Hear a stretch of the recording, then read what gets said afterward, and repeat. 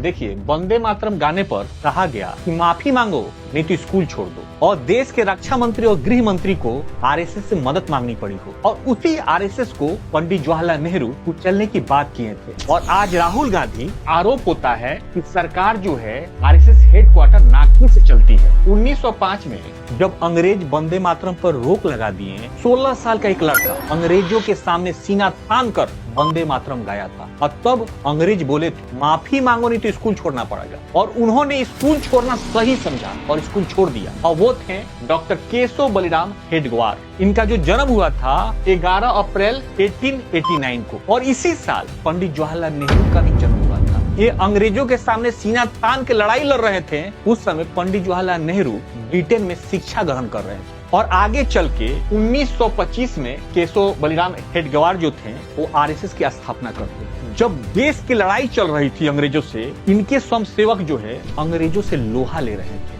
और बंटवारे के बाद भी देख लीजिए, पाकिस्तान वाले भाग से सारे कांग्रेसी भाग गए थे, लेकिन आरएसएस के स्वयंसेवक वहां लगे हुए थे हिंदू, सिख महिलाओं, लड़कियों और बच्चों को बचाने में। और इसका प्रमाण इस चीज से भी मिलता है, उस समय देश के जो रक्षा मंत्री थे सरदार बलदेव सिंह, वो लेटर लिखते हैं देश के गृह मंत्री को, उस समय थे सरदार पटेल, वो लिखते हैं कि अभी भी पंजाब प्रांत और सिंध प्रांत में बहुत सारी हिंदू और सिख लड़कियां फंसी हुई है, अगर उसको कोई निकाल सकता है तो आरएसएस के स्वयंसेवक ही निकाल सकते हैं। आप जरा गुरु गोवलकर से बात कीजिए, क्योंकि गुरु गोवलकर उस समय आरएसएस के प्रमुख थे, और उस लेटर का एक कॉपी रक्षा मंत्री जो थे वो दिए थे श्यामा प्रसाद मुखर्जी को, क्योंकि वो भी कैबिनेट मिनिस्टर थे। और उस समय सरदार पटेल बोले थे कि इसको कैबिनेट में उठाइए ना, क्योंकि वो जानते थे कि आरएसएस की सच्चाई पंडित जवाहरलाल नेहरू भी समझे, क्योंकि पंडित जवाहरलाल नेहरू आरएसएस को कुचलने की बात करते थे कि बंटवारे के समय आरएसएस का क्या रोल था। रक्षा मंत्री जिसके पास तीनों सेना थी, और गृह मंत्री